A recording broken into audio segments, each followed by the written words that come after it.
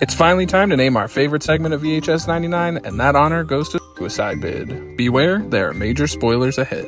Our main character, Lily, is a student trying to join the very Mean Girls-esque Beta Sigma Eta sorority at her college so that she can shed her goody two-shoes nerdy image. Lily gets invited to an initiation ceremony by the girls of Beta Sigma Eta, led by Annie, who tells the tale of Guillotine. And get ready, because this reads just like a spooky campfire tale.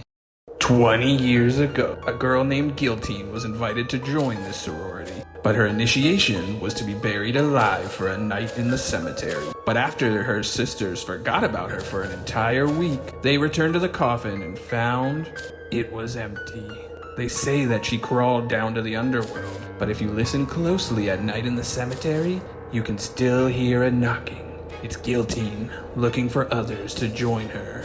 The coffin lid is put in place, and with only a cross-shaped glass window to see out of, dirt begins to pour in, blocking the window, and Lily is alone in the coffin with her camcorder. I love the look of the cemetery. The faint light in the distance and the fog give it such a good creepy atmosphere. Meanwhile, in the coffin, the claustrophobia is real, and I have to admit, this part was even making me uncomfortable. Being buried alive has to be one of my worst fears, and they captured it so well here. Lily begins to hear a knocking on the coffin, but it turns out her sorority sisters are just pranking her. And the only part covered in dirt is the part with the little window. However, a storm rolls in, and cemetery security shows up, causing the sisters to flee into the night. Lily, now truly on her own, begins to panic when water from the storm begins flooding the coffin. And as if this wasn't terrifying enough, she begins to hear a knock on the coffin. And then in the cross-shaped window, Guillotine's ghoulish face appears. She ends up crawling into the coffin to have a nice little nap with Lily. And this is where I have to admit that I'm torn on the look of Guillotine. When she appears in the window, I think she looks great and really spooky, but when she's crawling into the coffin and we're getting long close-ups, the stiffness of the mask kind of makes it feel like it's just a person wearing a really nice quality Halloween mask, lessening the effect.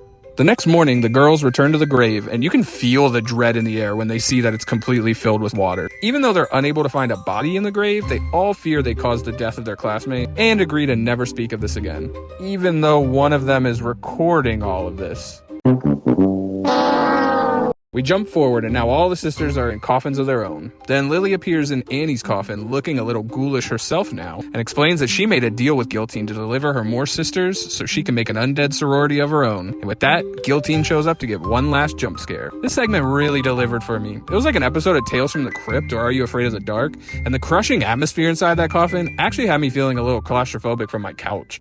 A few nitpicks aside, this was easily my favorite segment of the movie, and worthy of becoming a campfire tale all its own.